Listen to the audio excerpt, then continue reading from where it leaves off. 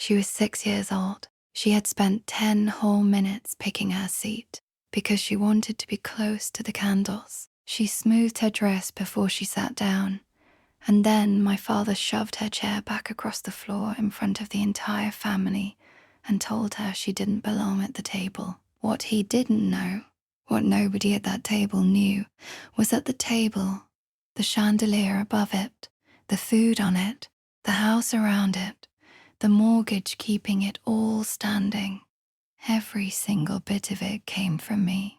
And in less than 20 minutes, I was going to say 4 words that would change everything. The evening started the way these family dinners always did. Everyone arriving, plates being passed, the noise of a house full of people pretending everything was fine.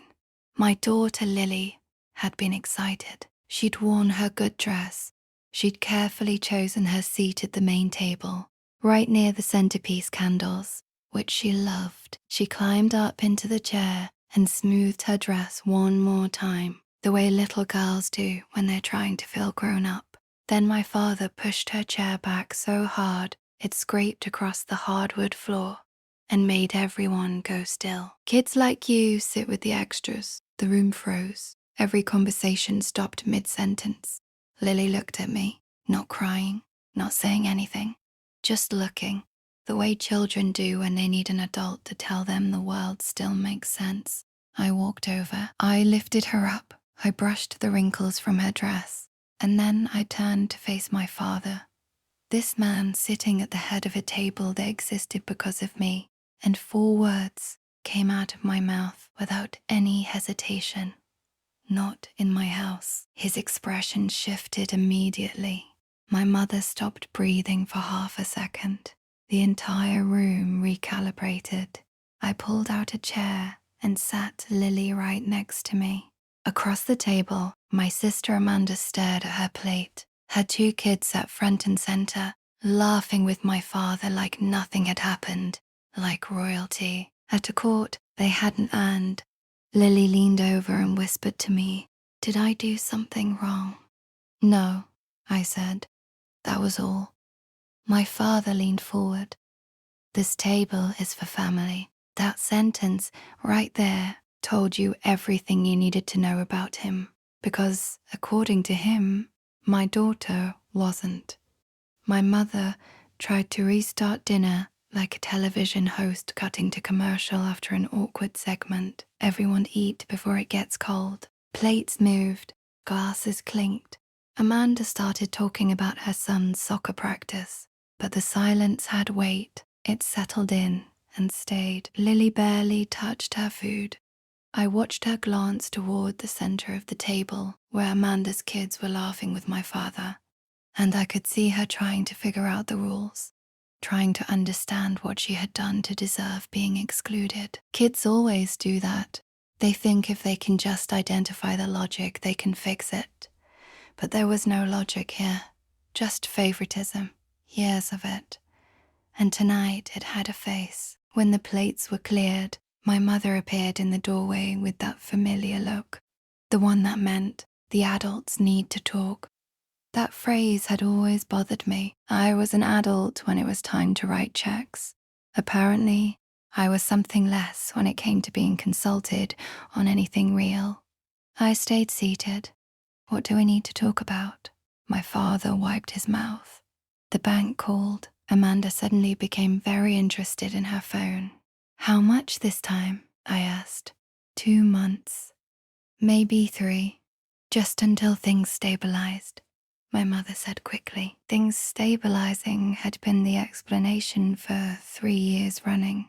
I looked around the kitchen, the marble countertops I had paid for, the refrigerator they'd insisted they needed, the freshly painted dining room walls. My father noticed the way I was looking. "We'll pay you back," he said. That sentence had been repeated so many times it had stopped meaning anything. And then, while I was sitting there doing the math in my head, my father said the thing that finally snapped something loose inside me.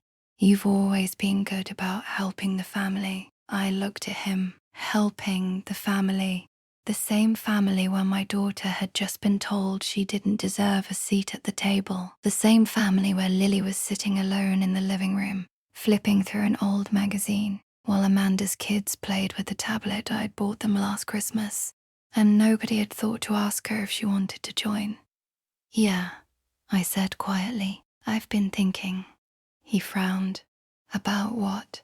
I looked toward the living room one more time, and somewhere in that moment, a decision that had been forming quietly for years became very, very simple. My father waited with the confidence of someone who already knows how the story ends. For 3 years, it had always ended the same way. I paid, everyone said thank you. Then we did it again. You've always helped the family, he repeated. You're right, I said. My mother visibly relaxed. My father leaned back. So the bank just needs the payment by Friday. I let the silence sit for a moment. Then I said it. I'm not paying it.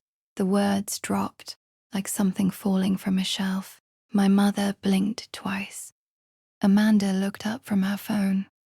My father didn't move. And then he laughed, once, the way people laugh when they think you're joking. Isabella, be serious. I am. My mother tried the softening approach. Sweetheart, maybe you misunderstood. No, I said. I understood perfectly. My father's tone hardened. You've never had a problem helping before. That was before tonight. Before what? I glanced toward the living room again. Lily, sitting alone, quietly existing in a house where she had never been made to feel like she belonged. Before tonight, I said again. He scoffed. Don't be dramatic. She sat in the wrong seat. The wrong seat. Yes, that table is for... He stopped himself. But too late. For what? I asked. Family. There it was. Again, the word he kept using like a weapon, aimed at everyone except my daughter. Amanda shifted in her chair. My mother stepped in. He didn't mean anything by it, but he had. He had meant it every single time.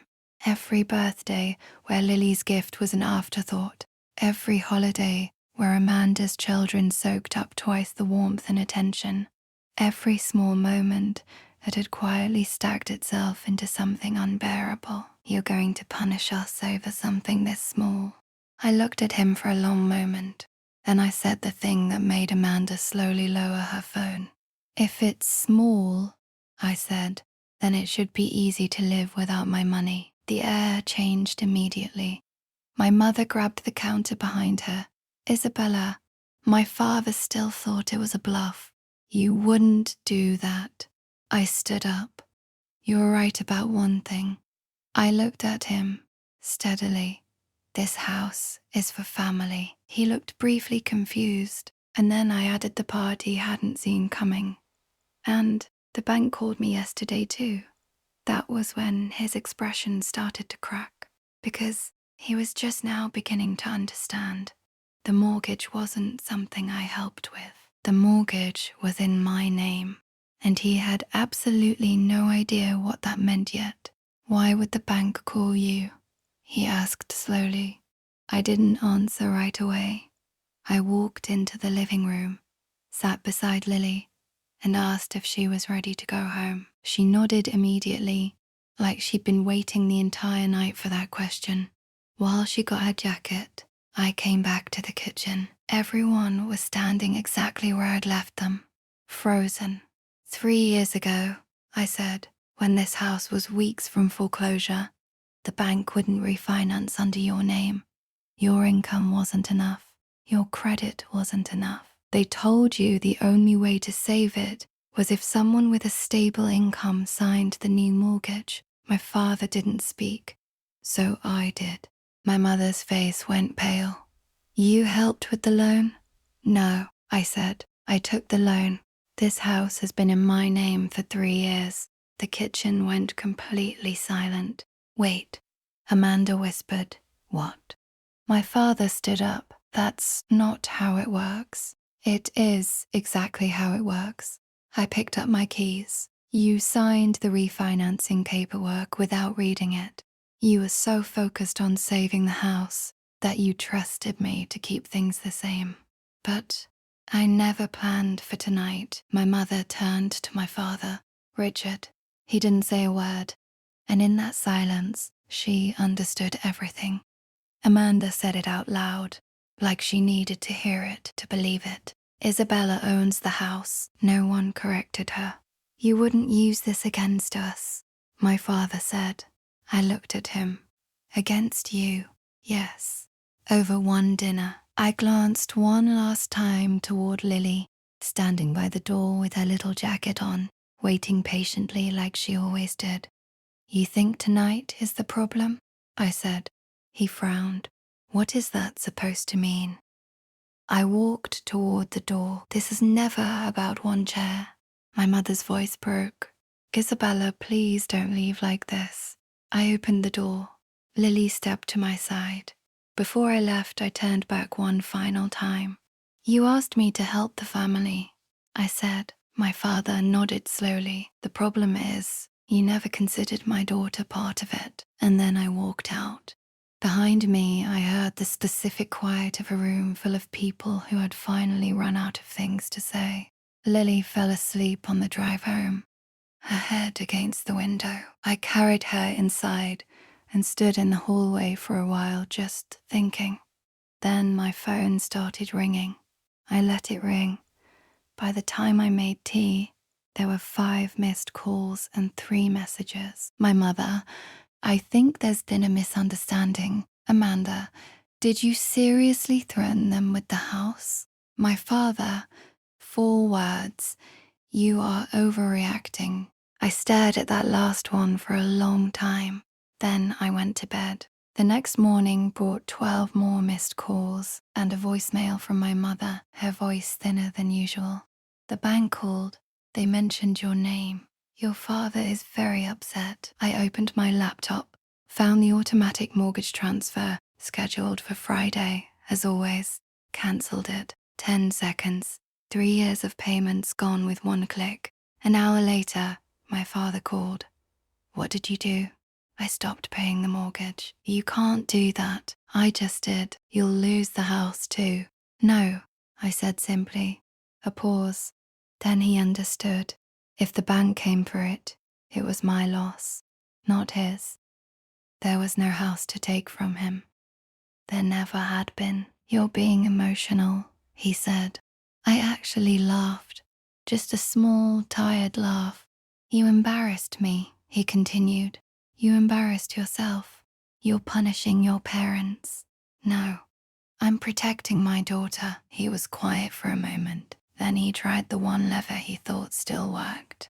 Think about your mother. This house means everything to her. I had thought about my mother many times. That my mother had sat at that table the night my daughter was told she didn't belong, and she had said nothing. She had smiled and told everyone to eat before the food got cold. Fine, he finally said. If that's how you want to be, we'll figure it out ourselves. That's a good idea, I said. Then I hung up. 2 days passed. Friday came. The payment didn't go through. That afternoon, my mother called, and this time she sounded like she'd been crying. The bank sent a notice, she said.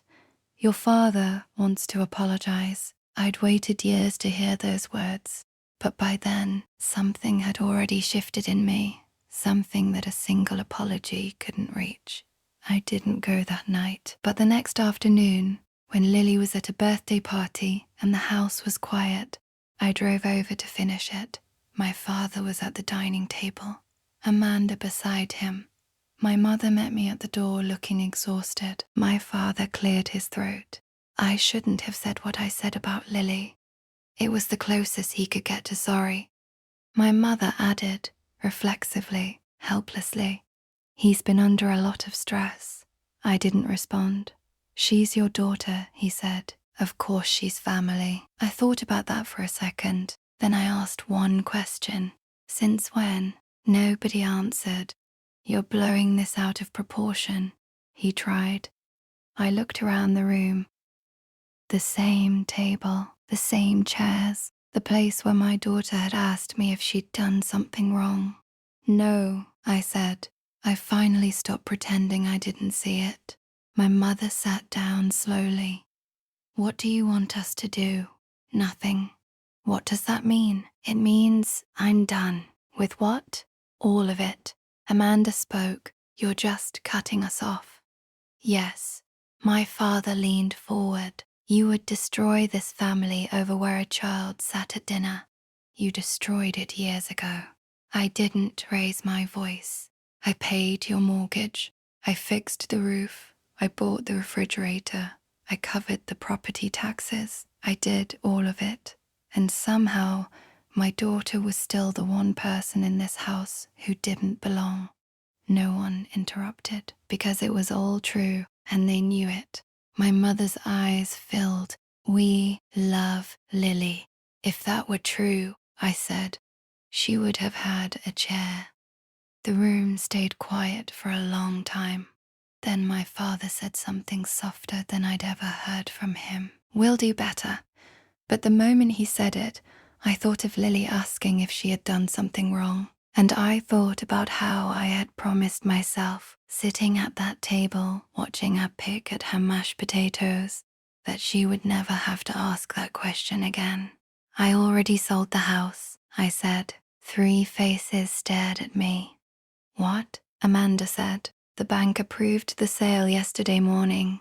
Closing is in 3 weeks. My father shot to his feet. You can't do that. I already did. My mother grabbed the table. Where are we supposed to go? That's something you'll need to figure out. The silence that followed was heavier than anything that had come before it. My father had no argument left. For the first time in years, he had no power in the room at all. I walked to the door. My daughter deserves better than what this family gave her. Then I stepped outside and closed the door behind me. 3 weeks later, the house belonged to someone else. My parents called after they moved out. My mother sent messages asking if we could start over. I didn't reply to any of them. After a while, Lily stopped asking why we didn't visit anymore. Kids move on faster than adults do. They haven't yet learned to hold on to things that hurt them. The truth is, losing that house was a shock to my parents. But losing access to Lily, that was the thing they never saw coming. They thought they could treat my daughter like a guest in a house I was paying for, and that I would keep writing the checks because that's what I had always done. But there is a moment in every person's life where the cost of keeping the peace becomes higher than the cost of ending it. Mine came on an ordinary evening when a 6-year-old girl smoothed her dress before sitting down at a table and was told she didn't belong there. I believed her when she asked if she had done something wrong. I believed her completely, and that was the last time I let anyone make her feel that way. If you stayed until the end, you already know why this story matters. Some lines, once crossed, don't get uncrossed. And sometimes protecting the people you love means walking away from the people who raised you.